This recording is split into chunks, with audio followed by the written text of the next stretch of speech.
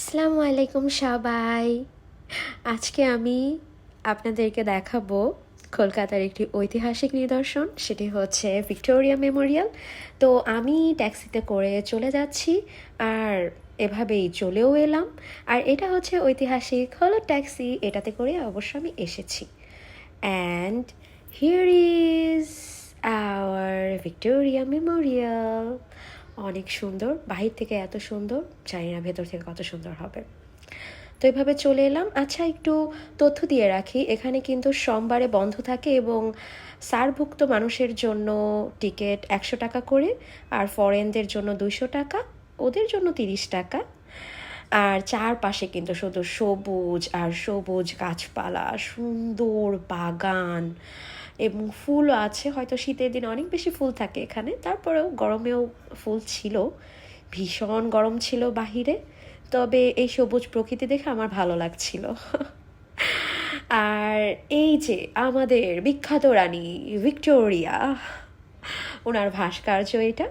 তো আমি এখান থেকে কয়েকটা ছবিও তুলেছি, সেগুলো আমি শেয়ার করতে পারছি না। তো আমার কিন্তু একটু রানী রানী ফিল আসছিল ওনাকে দেখে। আর এই তো সেই প্রাসাদ, এটা শ্বেত মার্বেল পাথরের একটা প্রাসাদ, খুবই সুন্দর এটার নির্মাণ শৈলী। দেখে তো আমি অভিভূত হয়ে যাচ্ছিলাম যে এতটা সুন্দর কি হতে পারে। আসলে দূর থেকে দেখি, ইউটিউবে দেখে বা ভিডিওতে দেখে না কিছুই বোঝা যায় না। কাছে থেকে যখন আপনি এসে দেখবেন, আসলে এটা সব থেকে বেশি সুন্দর লাগবে আপনার কাছে। আমিও কিন্তু যখন ভিডিওতে দেখতাম বুঝতাম না যে আসলে এতটা সুন্দর হবে, ভাবতাম হ্যাঁ সুন্দর, কিন্তু যখন কাছে থেকে দেখেছি তখন আমার কাছে মনে হয়েছে যে আসলে আমরা দূর থেকে যতটা সুন্দর মনে করেছি, কাছে থেকে তার থেকে অনেক বেশি সুন্দর। আচ্ছা, তাহলে ভিক্টোরিয়া মেমোরিয়াল সম্পর্কে কিছু কথা বলি। ভিক্টোরিয়া মেমোরিয়াল কলকাতা শহরের একটি আইকনিক ল্যান্ডমার্ক। শহরের ঔপনিবেশিক এবং স্থাপত্য ঐতিহ্যের স্মারক হিসাবে এই দুর্দান্ত স্মৃতিস্তম্ভ কাম মিউজিয়ামটি দাঁড়িয়ে আছে। সবুজ লনে অবস্থিত মার্বেল দিয়ে তৈরি এই ঐশ্বর্যময় স্মৃতিসৌধটি কলকাতার অন্যতম শীর্ষ পর্যটক আকর্ষণ। ব্রিটিশ শাসন চলাকালীন কলকাতা ছিল ভারতের রাজধানী। ইংল্যান্ডের রানী ভিক্টোরিয়া তখন আবার ভারতের সম্রাজ্ঞী। তার মৃত্যুর পর ভারতীয় উপনিবেশে তার স্মৃতিসৌধ তৈরির সিদ্ধান্ত নেন ব্রিটিশ শাসকেরা। সিদ্ধান্ত হয় যে এই স্মৃতিসৌধ হবে তাজমহলের আদলে, এবং সেই স্মৃতিসৌধের নাম রাখা হয় ভিক্টোরিয়া মেমোরিয়াল। এই স্মারকটির ভিত্তি 4 জানুয়ারি 1906-এ প্রিন্স অফ ওয়েলসের দ্বারা স্থাপিত হয়েছিল, যিনি পরে অবশ্য রাজা পঞ্চম জর্জ হয়েছিলেন। ভবনটি আনুষ্ঠানিকভাবে উদ্বোধন করা হয়েছিল এবং 1921 সালে জনসাধারণের পরিদর্শনের জন্য উন্মুক্ত করা হয়েছিল। পরে স্বাধীনতা লাভের পর স্মৃতিসৌধ সংযোজন করা হয়েছিল। আগাগোড়া শ্বেতপাথরের তৈরি এই স্মৃতিসৌধটি বর্তমানে একটি জাতীয় সংগ্রহশালা। আরও কিছু বলবো? বলি।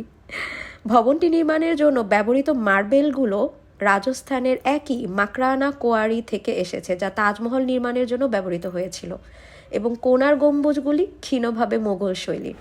প্রবেশদ্বারের হলটিতে ব্রোঞ্জের মূর্তি এবং রাজকীয় ব্যক্তিত্বের মার্বেল মূর্তি রয়েছে, এবং দেয়ালগুলি রানী ভিক্টোরিয়ার জীবনের দৃশ্য এবং তার রাজকীয় জীবনের আভাস দেয়। আভ্যন্তরীণ কক্ষগুলি রাজকীয়তা এবং সাম্রাজ্য সম্পর্কিত চিত্রকর্ম, ভাস্কর্য, শিল্পকর্ম, পাণ্ডুলিপি গুরুত্বপূর্ণ সংগ্রহ প্রদর্শন করে। আমি এভাবেই আপনাদের সাথে তথ্য শেয়ার করতে করতে দেখুন পিছনেও চলে এসেছি। আর পিছন দিকটাও দেখতে পাচ্ছেন কতটা সুন্দর। এখানে একটা গেটও আছে, এটাও ভীষণ সুন্দর। আমি বলবো যারা আপনারা অল্প বাজেটের মধ্যে একটু দেশের বাইরে ঘুরতে চান, তারা কিন্তু চাইলেই কলকাতায় এসে একটা ট্যুর দিয়েই যেতে পারেন। আর আসলে অবশ্যই ভিক্টোরিয়া মেমোরিয়াল আসতে ভুলবেন না। আমি কথা দিচ্ছি বেশ ভালো লাগবে, উপভোগ করবেন। এবং আমার তো আসলে সবুজ প্রকৃতি দেখলেই ভালো লাগে। আর এই তো, ধন্যবাদ।